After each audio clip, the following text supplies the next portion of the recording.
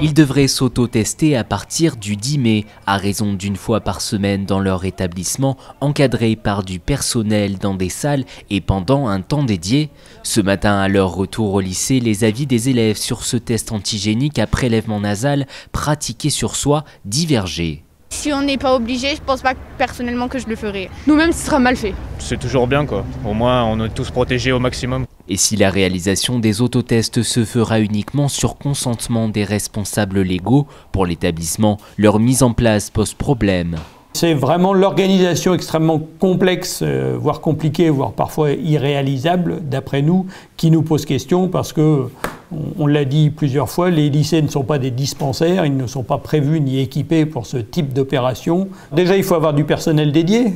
À Vauvenargues, nous avons 2 infirmières. Elles sont déjà bien occupées par la gestion des cas sanitaires courants et du Covid. Donc, je vois mal comment on pourrait leur confier une 3e mission à temps plein, parce qu'on a fait une simulation. En gros, ça veut dire que toute la semaine, à chaque heure, il y aura 1 ou 2 groupes qui passeraient en autotest, ce qui est particulièrement prenant.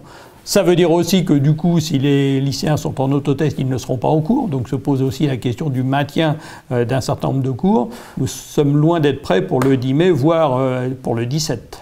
À ce jour, aucune date de livraison des autotests n'a été fixée pour le lycée aixois et à côté de ces 2000 élèves, il est prévu que les 300 personnels de l'établissement puissent autotester chez eux 2 fois par semaine. Là encore, la direction ne dispose pas d'informations sur le volume reçu et la date d'acheminement.